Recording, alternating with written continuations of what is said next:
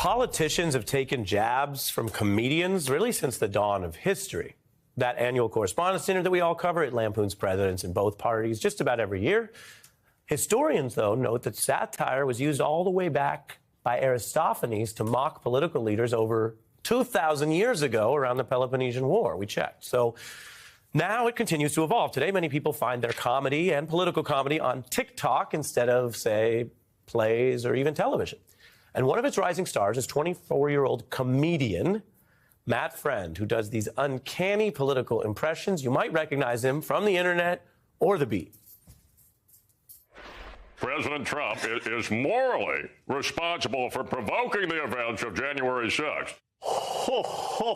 Mr. Melber, it is clear to me that we are sick and tired of hearing the damn rap lyrics on the show. It's a disgusting question. Floridians should be very upset with this. It's just disgusting. Then there's Obama when he's with kids and his voice gets higher and he's like, how are you? It is good to see you. It's very uncanny, but what's not uncanny is you saying we sent them there, which totally is not true. Thank you very much, China. As he said, China. Well, that friend of The Beat is Matt Friend, and he's here live tonight for something we haven't done before. I'll tell you what it is. Matt was just in Washington, and he went out and asked people on the street if they could tell the difference between, among other things, his McConnell impression and Lord Voldemort. And it might be harder than you think. And I know you go at all sides because you got that Obama impression. Welcome back. Thanks for having me. It's a thrill to be back with you. And yes, I had a blast in D.C. talking to ordinary Americans, asking them absolutely ridiculous questions like who said the following quote, Mitch McConnell or Lord Voldemort, and asking them thoughts on George Santos being named ambassador to France. Ridiculous questions that you should all take a look, by the way. All right. What's up, everybody? This is Matt Friend representing Ari Melber and The Beat in our nation's capital, asking Americans and people from around the world the tough questions. I want you to tell me right now, who said the following quote? Was it the Kentucky Senator Mitch McConnell, or was it Lord Voldemort from the Harry Potter series? Okay, first quote. There is no good and evil. There is only power, and those too weak to seek it. McConnell or Voldemort? Mitch! Okay. Mitch! Voldemort. Harry Potter. It was Voldemort! Oh, my God! Oh, my God. It's got to be McConnell. It was Voldemort! McConnell. Voldemort. Oh, my God. Okay. Do this. Are you reading Harry Potter right now? I've read them all so many times. All right, maybe read them again. Okay. McConnell. Voldemort. They never learn. Pity, Voldemort or McConnell? That's McConnell. McConnell. Voldemort, wrong. Voldemort. McConnell. No, Voldemort, what are you doing? You'll regret this, and you may regret this a lot sooner than you think. Voldemort or McConnell? Baltimore. No, McConnell. Baltimore. McConnell. Baltimore. No, McConnell. This is the hardest one. I believe that marriage should be between one man and one woman. Who said it, Voldemort or McConnell? McConnell. He definitely said that. Yeah, it was so hard. Okay. Ari Melber plays a game on his show. It's called Say It to My Face. I'm going to play the politician. If you could ask your favorite president one question, what would it be? Say it to my face. What would you say? What would you say to me, honey? That's great. What would she say? I don't know. You know what? That's a nice question. How about, would you say anything in Get ready for the big house. as in the White House or the jail? The jail. If you could say one thing to me, the Kentucky senator, what would you say? It's time to retire. Retire. You're getting old. But my chins are staying very young. Get rid of assault weapons. That's great. Thank you very much. And another question. This is from Texas Senator Ted Cruz right here in the Capitol. The only thing better than D.C. is Cancun. What would you say to Ted Cruz's face? Oh, my. Where to begin with Ted Cruz? What are your thoughts on George Santos? I think George Santos should go home. Well, I do like his little crew, his ties. I mean, it's very preppy, probably a throwback to the 80s. But he definitely stands out. I mean...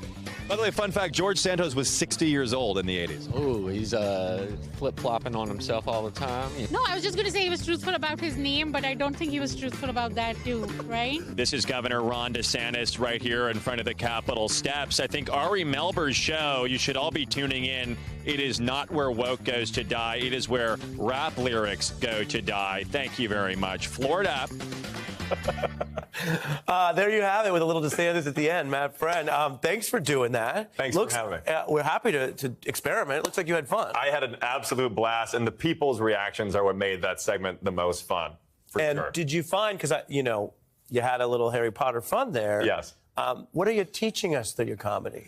Well, in the case of Voldemort, I mean, he's notoriously the villain in the Harry Potter series. So I guess it's teaching America that a lot of people can't really tell who said it. One of our most powerful politicians, Mitch McConnell, or the notorious villain. So clearly there might be some villainy in our government right now. The notorious V-I-L-L-A-I-N.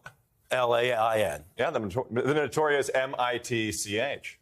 Oh, well, I was doing That's good. I get it. That's totally fine. This part is live. Yeah, it is as live. you can tell. We're doing it live. Like Bill O'Reilly, we're doing it live.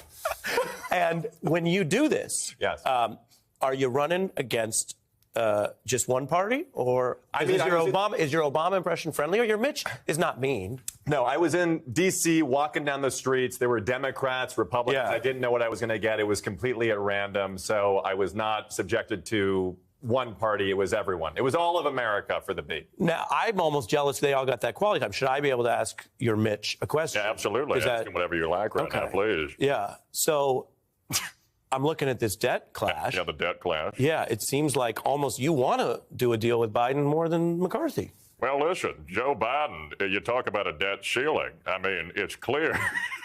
I don't know why you start laughing.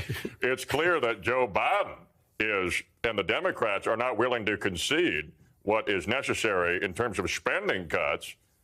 So it's their fault entirely, Scooby-Doo.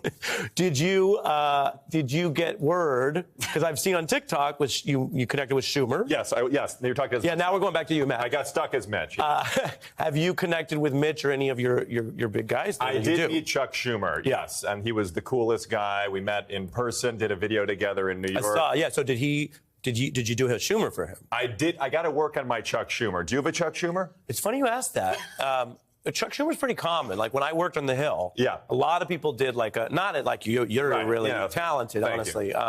We're not talking about professionals. Yeah, exactly. But it was a voice people would do, but they would kind of do it like just your older uncle. The glasses are always at the edge of the nose. With Chuck Schumer. Yeah, you're already kind of there. Yeah, I got to work on that one. Yeah, and he would say, because when in the Senate, they address this as Mr. President. Yes. So he would do Mr. President with the glasses down and the thing. That's right. And then I believe you did have a brief run-in where you saw a congressman who's been in the news. Okay. Ari, I'm glad you brought this up because this was the craziest thing that will ever happen in my career, I think. I'm in D.C. recording for The Beat, and who do we run into in the middle of asking questions to people about George Santos? We run into George Santos. Unplanned. Completely unplanned. Take a look. This is insane. I'm his constituents doing a tour. Yeah. I think you should respect them. What are you doing, George? Are you videoing this? Stop by. George, you're a nasty guy. George, we love you a lot. Hey, George, you're doing great work for the country. George, are you videoing that? Where's he going, George? We love George Santos. Come by my office and I'll entertain. George, I do have a question. It's just Donald Trump. It's a quick question. I do a lot of impressions. Who are you doing an impression of right now? That's the question. We love the Jews, right, George? Where was your bar mitzvah? We love George's bar mitzvah. He's a great guy. That's George Santos, and we love China. You got to feel what you do is your fictional impression of politicians. That's right. You run into, and I say this respectfully, one of the most fictional politicians of our era. That's why I asked him, who are you doing an impression of right now, George? It could not have been better. I asked him about his bar mitzvah. He's notoriously Jewish, just like the two of us here. And he was kind of running away, but I think his aide knew who I was. And she goes, oh, it's the TikTok guy. Or the Snapchat guy. Are you the TikTok guy? Yeah, or the Snapchat guy. I'm more of a Snapchat guy. And don't be biased. This part, we have fun, but this is the real answer. I want the truth. Could you tell if he or anyone around him thought this was at all funny or there was no giggles? I mean, Santos was kind of giggling, and he goes, come to my office sometime. So you thought maybe he was amused? I think he was a little amused, but I didn't really, wasn't sure if he understood what I was really getting at. Yeah. When we started the hour, Nicole Wallace, among other colleagues, everybody's getting ready for what, we may learn from Governor DeSantis. Yeah, of course. And he's new on the scene. There aren't many people who have an impression. Well, he certainly is. And first of all, Ari, what you're doing is you're not focusing on the basics, okay? The media creates all of these narratives and caricatures. And Ari, Florida's where woke goes to die. When I announced tomorrow on my Twitter space with Elon, We got to focus on making America like Florida, okay? America like Florida. Look at my laugh. Totally unplanned, moving my arms in and out like this. Good deal, man. Good deal. Okay, but the quick question. Fauciism needs to end, and the biomedical regime is a big threat to freedom. Do you feel like your whole fight with Disney is working out for you? Well, I think it depends who you ask. Bob Iger, for me, is just an offensive figure. You talk about villains. He's a villain. Okay, if this were a Disney movie, we need to take all of our future migrants and put them into the next Disneyland, which is not in Florida. Finally, I got 20 seconds. Yeah, of course. Ask the Last question. time the former president was here. What's the question, Ari? I guess the question He's is... such a nasty guy, worse than Caitlin Collins. Well, we try to respect all journalists That's here. true. Well, who's a journalist? Ask the question. Are you ready for your criminal trial? You had a hearing today. Well, there's no criminal trial. There's no charges. It's all a hoax. It's a fraud. And what you're doing is a total disaster. You're reporting fake information, and you should be ashamed of that. What country do you think you mentioned the most? Well, I have to say you took it all the different options, but probably China. Okay? Thank you very much. Matt, friend, you never fail to disappoint. This was a first. We like experimenting. It was a blast. Thank you. And Thank you. And I want to say thanks to all of the good-hearted citizens, tourists, and visitors who spent time with you and therefore us out in Washington.